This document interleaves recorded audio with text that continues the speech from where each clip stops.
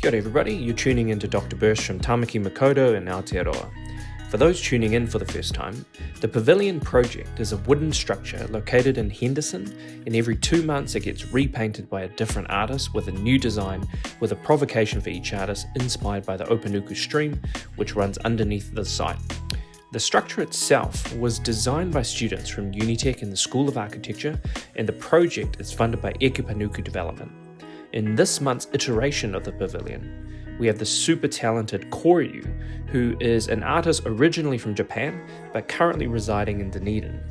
In this conversation, we discuss his journey becoming an artist, participating in numerous mural festivals across Aotearoa, and the motivation behind his artworks. So, to kick things off, could you introduce yourself and let us know who you are? My name is Koryu. I originally came from Japan, and I'm the mural artist living in Dunedin, New Zealand. Amazing.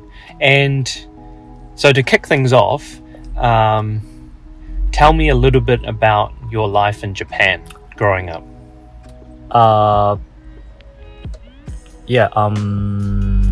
I just like normally just like normal person, and then after I graduated university, I get into the company and working as a graphic designer for 5 years, and that's most of my work. I did a lot of part-time job, but my main job was a graphic designer after I graduated. And then I quit my job and started travel around the world, and that's the main life happening in Japan. Yep. When you were at high school, did you know that you were creative, or did you know that you would go down the road of art or design already? Yeah. Okay. So back to the previous question, part of including the previous question. I've been doing art stuff since I was child, like drawing a lot and also making some stuff with the clay, and even the high school, sometime like junior high school and high school, sometimes I just drawing on a notebook. But I didn't do so much as I expected that time, because I'm more like an active person, doing the more sports and going outside. I also curious about art, but I didn't do so much compared to the like sports and moving my body stuff. Yeah. Awesome. And at that point, after you finished high school, why did you choose to study graphic design? So until the high school or until the university, I didn't feel like do some particular stuff. I couldn't find what I really wanted to do, or maybe I already have a mind. Probably I want to do more art stuff, but I don't know how to do that, and also I didn't have any like good reference person around me. So I just decided to be very like normal way to get in the university. But after that, I feel like the normal job, like after I graduated, I did working as office worker and doing some very just a normal paperwork, but I feel like really bored about that, and maybe I need to do something different seriously, because otherwise, I need to maybe I will lost my way. So, and that time I luckily got a opportunity to using some like design work at that office workplace. So that is my beginning to thinking about, maybe I could do some graphic design stuff. And that's the beginning. And what type of graphic design are we talking about? Is it like logo design? Is it packaging? Is it posters? That time mainly it's brochures and logo mark. It's more like advertisement stuff. So pamphlets, yep. And also brochures, and like there is a paper, usually the supermarket and the drugstore have that paper for the sale, like every week sale stuff, That's the mainly I made it. Mm. Yeah. then business card and logo mark. Nice. Yeah, just like a print stuff. Yeah. Printed material. Yeah, printed materials. Yeah. Oh, awesome. And so from that, how many years did you do that for? For 5 years, longer than I expected, but it's good enough. Long enough, eh? Long enough, yeah. Amazing. And so you said that after you did the graphic design work in the office job, Yep. you decided to go travel, Mm. right? Where does that story begin? I just want to add some content for the previous question. So just before I get into the company of the graphic design, I met one person who doing the graffiti and mural art through my friend's dance studio, and he did a mural, a street art workshop, and painted a mural at that dance studio. And that time I still working as an office worker, but once I met him, and I feel like, oh, there is actually the person who doing the mural and the street art as a job, and that was first time I literally saw the person like that in my life. So I decided to maybe I could do that quite similar, but I also want to work because I just graduated at the university, so I need to work to get an income, and also, but I still want to do some creativity, so that's why I chose the middle way to be a graphic designer, not only totally artist, not only the only working. So that's the another reason I became the graphic designer. And after that, so since that day, I'm always thinking about some art category as well, not only the graphic design. So I usually check the artist online and searching myself, and a lot of artists at the, not only in Japan, all around the world. And that's making me more like pushing myself to get into the traveling stuff, like go outside from Japan. And also the other reason is my both parents are not Japanese. Actually, I'm originally from China, just born in China, just came raised in Japan. So I originally have like a very diversity mind, and so I don't need to stuck in Japan. I always thinking to go outside. You said the person that ran their workshop at the dance studio, what type of graffiti or street art did that person paint? He painted literally the graffiti piece combined with a human portrait to that dance studio. So which means very impressive. So when I was a uni student, I have done many practicing for the breakdancing. So that culture brings me to know the more hip-hop culture and the graffiti style as well. So I already know the graffiti, but I didn't see the person who doing that because I live in the countryside. And once he came and he started to teaching us how to use a spray, how to paint the pieces, and we did. And he can also paint a very nice like portrait and drawing skill. He has a good drawing skill as well, which I really like the like realistic portrait style as well. So it's making me much nicer because not only the graffiti piece, he can also drawing with a spray, the human portrait with a spray cans. Such amazing. So yeah, so he did that piece. And what was his name? Wood, Wood. Do you know if he's still painting now? He's still painting, and he became the like very famous artist in Japan. Yeah. Amazing. And so from that experience of seeing him do that work, once you were introduced to that, do you recall seeing any other graffiti or street art in your city when you were living in Japan, or any other cities that you traveled to at that time? Not so much actually. It's really hard to find, so I didn't see many, but I usually just searching online. Yeah. Tell me a little bit about, coming back to this idea of travel. Where was the first place you went to outside of Japan?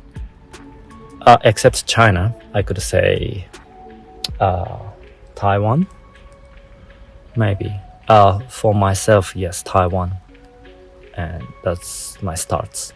And then just go to travel for half a year.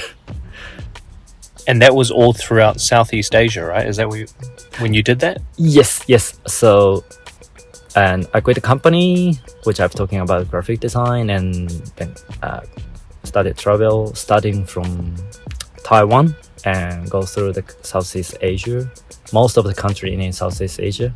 And I spent half a year, like 6-7 months. Thailand, Cambodia, Vietnam, Malaysia, Indonesia, Laos. Yeah.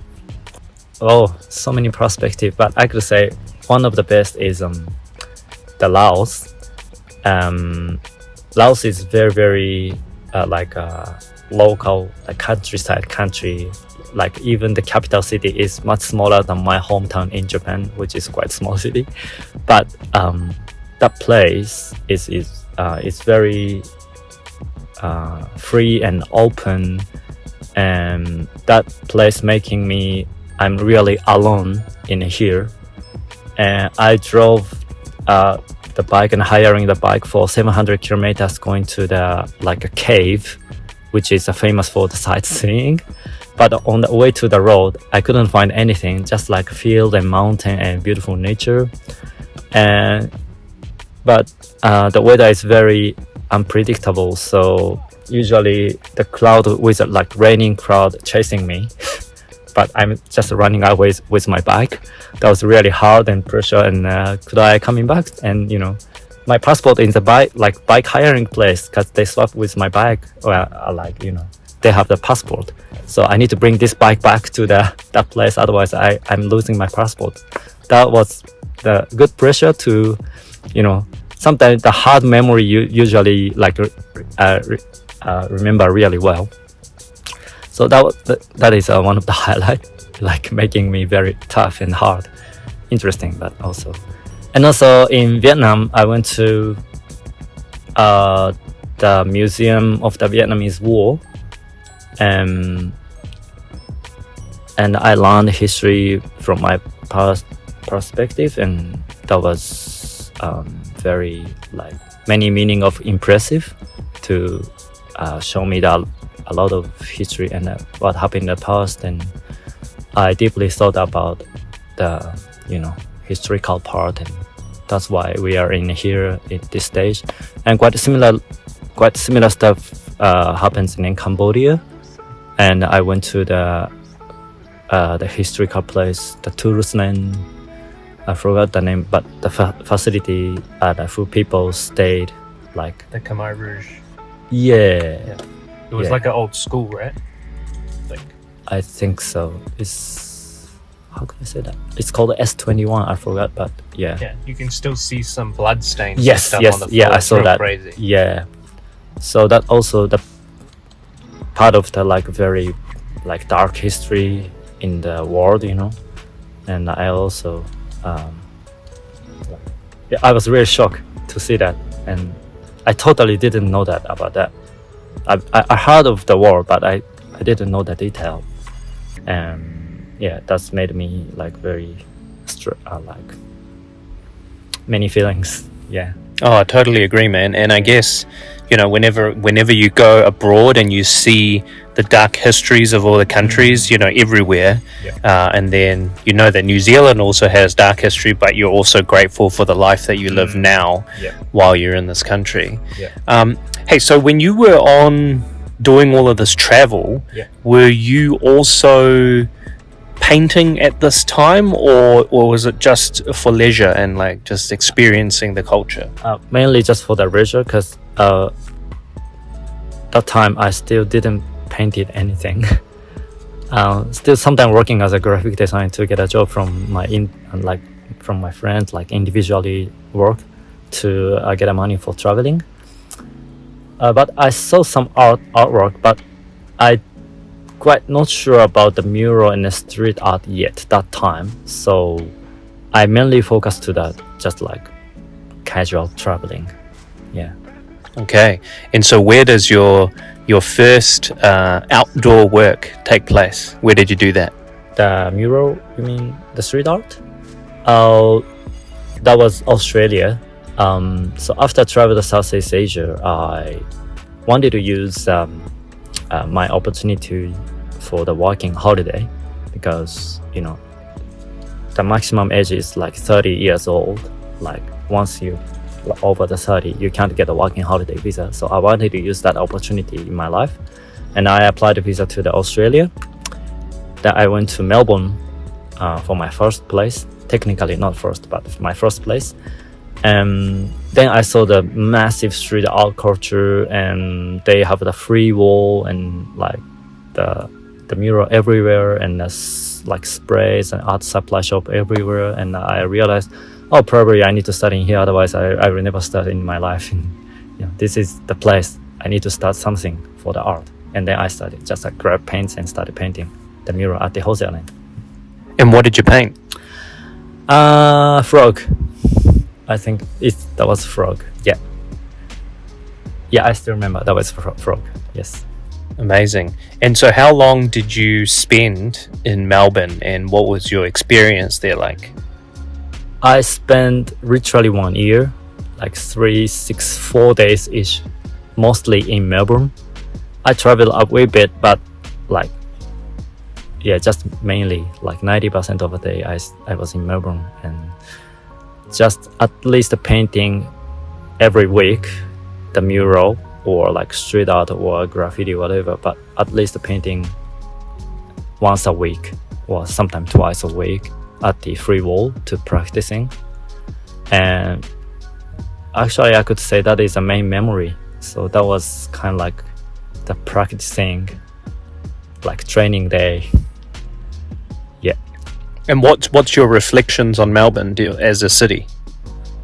That is very nice city, quite busy, a lot of tourists. And the city is very active and looks so fun. You can go everywhere having good coffee, and people are so lovely. And also somebody said like 40% of the people around the CBD area is a tourist, which means they usually changes a lot. So and also there are so many Japanese people like me visiting as a working holiday, so I could find a lot of friends as well. And just everything is lovely. Who's two people that you met there? Two people. Who are two? You probably met lots of different people there, who are two good friends that you met in Melbourne? I could say a person called Andrew, and he's one of the good friends. Cause I met him through the breakdancing, and he's very good at breakdance, but he also do the illustrator job. So he's really good at art, like especially for the portrait stuff. And I learned a lot from him. He don't do the spray paints, but he did a lot of good like digital illustration and like very academic drawing knowledge. And the other day I just visited Melbourne again, but I met him again. So he's one of the good friends. Yeah. That's awesome. Did you meet many other artists? Yeah, actually, yes. They have so many artists. Not only the mural artists, do the studio artwork and some sculpture person. So many galleries and exhibitions happens, not only the CBD area, around the suburb as well. So we usually have in the opening night event, have a discussions. I usually go to the studio to see the artwork. So it's so many artists there. Yeah. That's amazing, man. And I know that you mentioned yesterday when you were in Australia, you also visited Sydney. How much time did you spend there? And what did you do there? That was very short. The Sydney was just like 2-3 days. I think it's 2-3 days. That was my first time to the Sydney. So just walking around the Opera House and CBD area to see the museum, and that's enough time for that 2 days. So I couldn't do so much. Yeah, but it's quite different from the Melbourne, I thought. Yeah. Bit more of a cleaner city, maybe. Yeah, and also it's more like the urban, smart, business-like city look like. Yeah, the Melbourne is more like having fun, and everything is art. It's my feeling from my perspective. Love it. Melbourne's an amazing city, and Yeah. it's a great example, I think, of a place that really embraces the creativity, particularly of urban art, and then showing how it can transform I agree. the city and bring tourism into the place.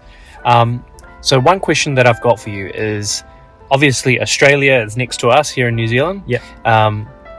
Tell me a little bit about how you went from Australia to New Zealand, because we're obviously just the neighboring country. Yeah. But you've ultimately lived here for about 5 years now, you were saying. Yeah. Close to 5 years. Yeah. So how did that happen? How did you end up here? So as I mentioned, the working holiday visa doesn't work until after 30 years old. So I've tried to get the working holiday visa as much as I can. And that time I already 30. So before turning to 31, I still able to apply the visa. And for Japanese, Australia, New Zealand, and Canada is one of the high percent chance to get a visa. So while I'm in Australia, I just applied to New Zealand and Canada both. And the New Zealand is closer, so my itinerary plan was just going to the New Zealand first and stay a couple of months, and then spend the rest of the time to Canada. That was my plan at that time. I think it's 2019 or something, because New Zealand is quite close from Australia. So I came to New Zealand first at the Wellington. That was my first place. But seems like the world is quite nervous for something, and that was a COVID. And then I spent 2 months in New Zealand, and the COVID happened, explore to the world, and it's expanding to the world. And and then government said we are going to do the lockdown stuff, and I don't have place to go, and the way to the home ticket costs more than $4,000 for one way. What? But luckily I have a friend in New Zealand who is my Japanese friend. She came from Japan as well, and she is my childhood friend from my swimming school when I was a junior high school student. And we're supposed to meet up once, while I visiting New Zealand. That we chat each other through the messenger stuff. Let's catch up while I'm staying in working holiday. It's gonna be nice. But the lockdown happened, and she sent me a message, and we are running the business with my Kiwi husband, and nobody comes while the lockdown, so you can use our room. And that was lovely. And yeah, why not? I don't have a reason to going back to Japan now, so I just go to the hot place, which called the Geraldine at the South Island. And that is the beginning to stay in New Zealand for a while, because the COVID lockdown made us really crazy, and the immigration extended my visa for 3 times, and totally I stayed 2.5 years as a working holiday. Yeah, so that was great. That's crazy. I mean, I think a lot of people would have been in that situation, especially with traveling and being stuck in certain countries or cities. But one positive that came out of staying in Geraldine, well, not the only positive, but you mentioned to me that you painted a mural or something like that, and then it got into the paper, and then that kind of kicked off a chain event of other things. Could you tell us a little bit about that? Okay, sure. So as you know, we didn't do anything, we can't do anything, and also there are so many events and festivals supposed to happen, but everything canceled around the world. And then even the mural festival, many people supposed to plan, but it's canceled. So some of the organizers and they collaborated together to do the online mural festival that time. I still remember, and they just announced, let's paint our home with our own paints in your home, and then just like share on your social media, and then we can repost. And oh, it's gonna be fun. Then I would like to do that. And there is all ping pong table at our motel, and I asked them, can I use that? And I just painted just like mural with leftover paints. And then luckily the local newspaper guy found that our artwork through my Facebook, and he came to our place and took a photo and put on the top page at the newspaper. Probably there is no news except that, And then, the local people from the town, they saw me, and some people started asking me, because that time, the lockdown getting a bit more tighter or more freedom? A bit freedom, getting So, and then I did the one individual job and one cafeteria job, and the Geraldine Community Board guy saw that, and he asked me to paint the community area swimming pool wall, which is a really long one. I think it's more than 25 meters long with 2.4 meters high. And I have painted a mural, and which was very nice result, and I had a really good voices from the town.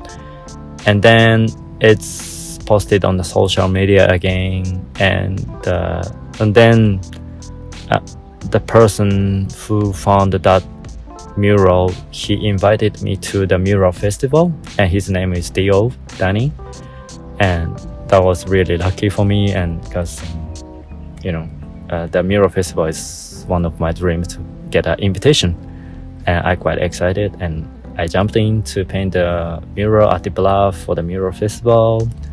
And then I got some result from the local town and also mural festival, and then several people started asking me some commission job from all around New Zealand, so that was very nice. And I must add, shout out to Dio and South Sea Spray. That's obviously an incredible mural festival. But at that particular festival in Bluff, you took out the People's Choice Award. That's a real biggie. Could you tell us what it was like winning that? I just I feel like I still remember, but that feeling is very, very rare. How could I say that? I can't find a word right now with the English, but I feel like very, very special. So sensational moment in my life, because as we talk about my life, and I feel like bored, and I wanted to get into the art, but I couldn't. But I suddenly started doing the art in Melbourne, and just after the 2-3 years, I get in the mural festival, and I got a People's Choice. Everything happens really quick, and I have no word about that moment. But yeah, I still remember that is very, very important moment for me, because I feel like my artwork have something and gave something to the world, or at least to the local people. And that feeling is kind of like, I need to going more and to do more to make somebody happy, or people probably needs my artwork, or probably I can give more something from my creativity. So yeah, it's really, really, really special. Love it, man. And ultimately, you came through to Bluff, you kicked everyone's ass, you did some amazing work, so I'm not surprised you took out the People's Choice Award. It was an amazing piece. Since then as well, it's led you on to participating in other festivals. I know that you've participated in Flare Festival in Christchurch. Could you tell me a little bit about what you created for that? So that time, Luckily, I got a connection to get an invitation again from the festival. And that time, they asked me, what kind of wall you want to? And I said, give me the biggest, baddest wall. Actually, not. I said, I want to get some portrait size wall. I mean, not a landscape look like. I need a vertical one because, you know, as we know, we paint a lot of landscape size wall. So I wanted to try something different shape. And they gave me the biggest one. Actually, they have so much height, like 8 meters high, but also big, like 20 meters wide. What? And I said, but, you know, I don't have reason to say no. So yeah, I will take it. And then I think about design, and it's really big and what I can do. And then I remembered there is my favorite statue in Japan. And that statue just have nearly 8 meters high. So I think I really wanted to paint that statue. So maybe I could try to paint that one. That is the beginning of the idea. That's called, there are so many names, but I could say Nio, Kongo Rikishi. That is a gate guardian in the Japanese temple. So one of that opening the mouth, and one of that is close the mouth. It's kind of like a beginning and end. And they look like an angry face, but it's usually you could see a lot of like gate animals like lions stuff. They usually angry face. It's against the like bad thing get into that place. So it's probably nicer to paint that area because it's really iconic, and also the mural festival happened in Christchurch, and Christchurch has a really bad earthquake like several years ago. And in Japan, usually having the earthquake damage in the country as well. So I feel like probably I have a connection to like protect this city with that statue. That's my original feeling. Maybe it's better to put some protector for that Christchurch city. So I wanted to bring some Japanese motif. Love it, man. And I mean, the mural that you painted was beautiful. Technically really good too. And so what was, do you know what the people's response was to your mural? Actually, the response was really positive, I remember. And also some people said the face of they look like is a bit look like a angry, like Maori person face as well. So maybe they feel wee bit connection with that. Because, you know, sometimes it's not acceptable with a very scary stuff. But the face quite look like a wee bit similar. I didn't realize some people said to me. So maybe that's why they could like accept that concept. One of the reason. Yep. Yeah. And also the connection of the earthquake problem was really important. I mean, like they have like same reason, and so yeah, people quite positive with that mural. Also, the scale is really big. Yeah, love it, man. And so, for people who are not familiar with your work, what type of images do you like painting? Like, do you usually some artists they stick to a specific thing that they paint. Like I only paint birds, and this is what the idea is, or whatever. But I know that you also seem to create works that kind of respond to different spaces. I feel like you're not just always painting the same thing over and over and over again. When you look through your portfolio of work, it's quite broad what you paint. So if you could tell us a little bit about what it is you like painting, and like what type of images, and what types of stories or meaning do you want to show in your art? I see. What is the word of the abstract and opposite word of the abstract? Figurative? Yeah, figurative. So it's like things that look real. Yeah. So I usually like paint figurative stuff. That's why I paint a lot of birds and like ocean creatures. But normally I think about like what kind of art will be suited for that area, like will be loved by local people, and because I want to make it suitable and make the people happy who live around that area. And so that's the my main perspective to think about what's going to be suited for that world, what's going to be suited for this town and this city. And then I started to think about to add my favorite motifs like birds and plants, or maybe this flower work for this concept, and then combine the idea to make my concept. That is my way usually thinking about. And maybe this mind came from the graphic design, I think, because the graphic designer is 100% client voice, and I need to pick it up and to make the effects for the people who saw the advertisement. So I need to bring the client voice a lot to reflect to the design. And I feel like doing quite similar at the first part, to hear a lot of voices and get opinion from the locals and mixture up with my ideas and bring out as a design. So seems like for my word, I could say the mural artwork for me is half and like between the graphic designer and the fine art. So that's my way to thinking. So sometimes people say you can do anything freely, and that time I feel like very struggle with the idea. Maybe give me just one word or concept that probably it's nicer to thinking about. So I think this is my weak point. Probably I could do much more, mixture and get more ideas. But yeah, I feel like I'm still in the progress. Yeah.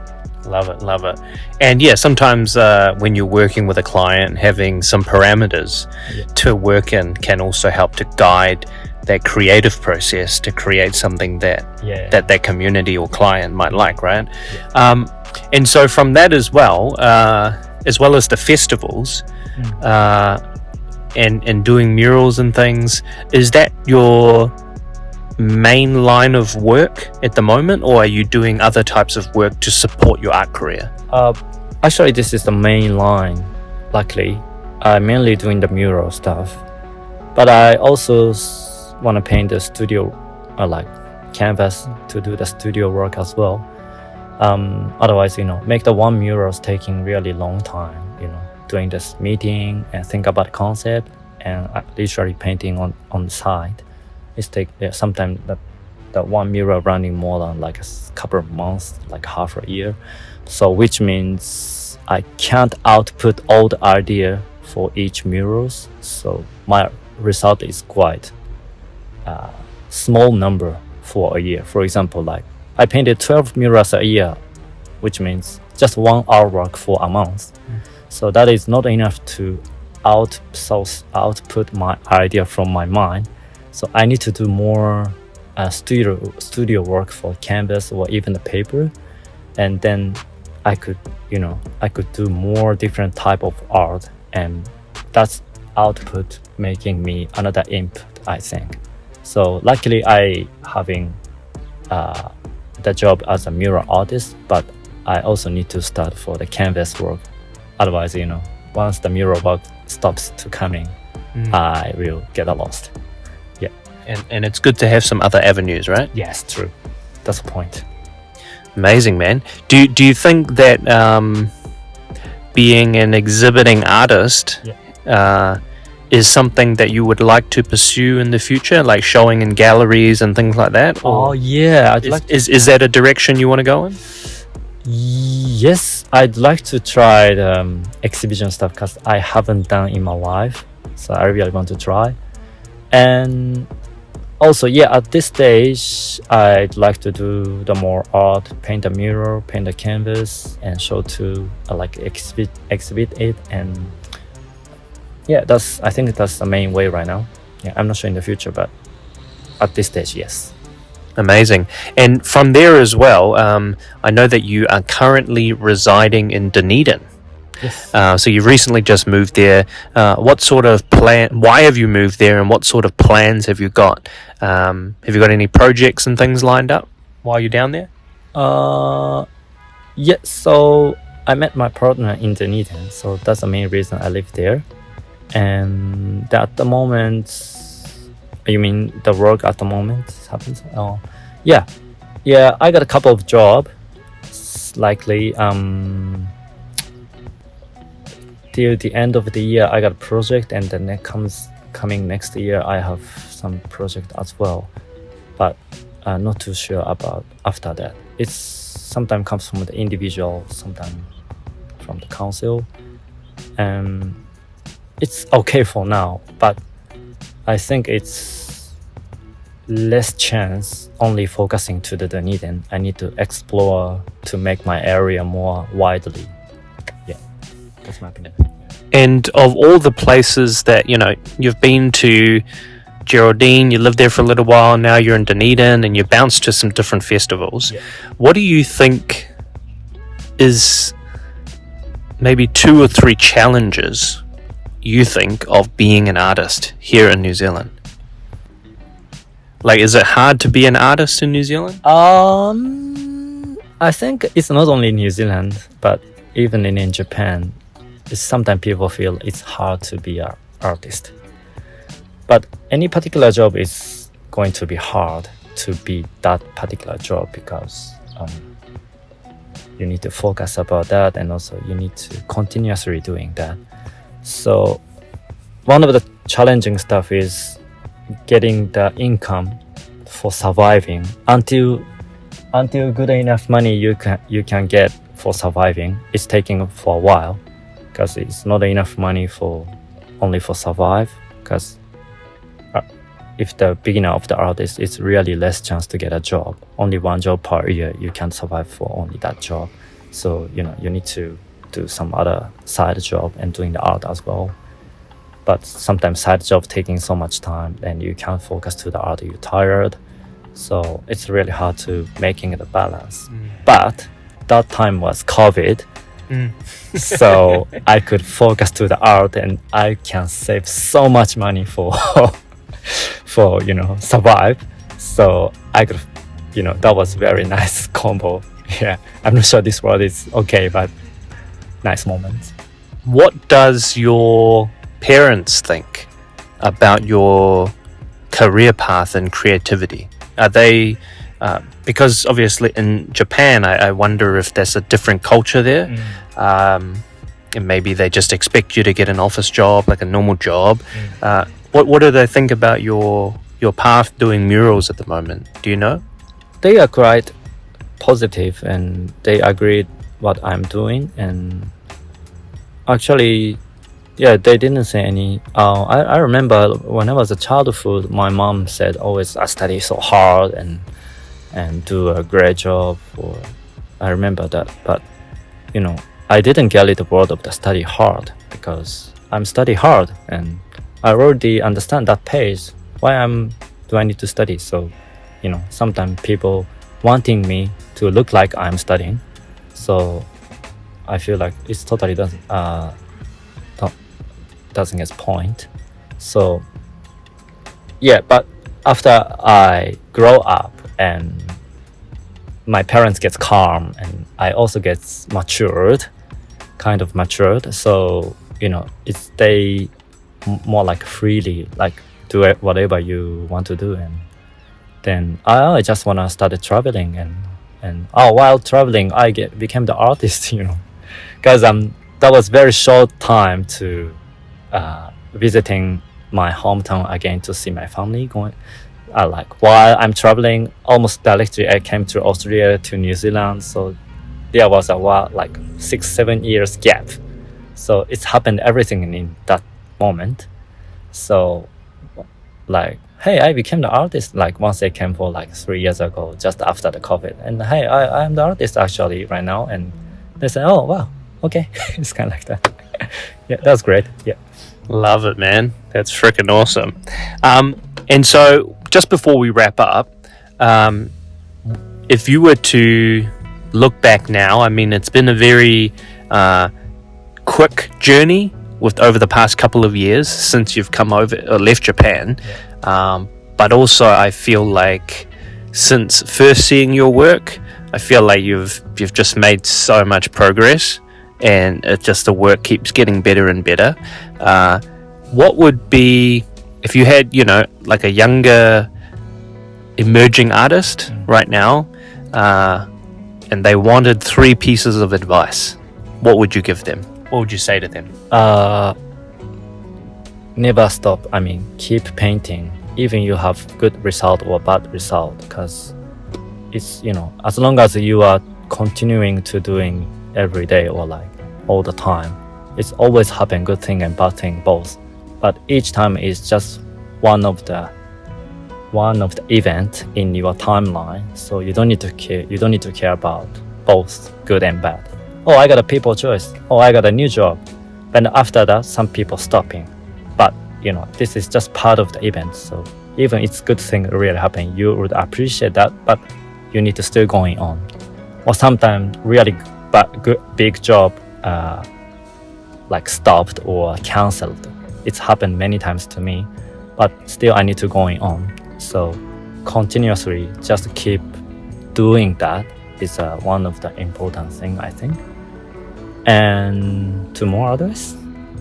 And the second one, I could say be a good person, be friendly, because sometimes people think the artist is a difficult person, but I don't think so. You need to get a socialized skill as well, because people wants to talk with the artist and people wants to know your thinking, and people wants to hear your word. And like especially for the mural painting, always local people asking you something, but you need to be a friendly to talk everyone, and that's making your connection and make you new friends, and sometimes brings you the new job. So it's very important to be socialized person. And the third one, just to try anything and see a lot of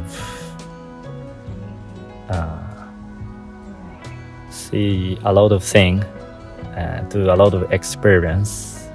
I'm still, compared to the world average, I'm still younger part person maybe, but I could say you can try a lot of things and see a lot of stuff, travel a lot, talk a lot, see a lot of movie, play a lot of game, and everything become your reference to brings your creativity.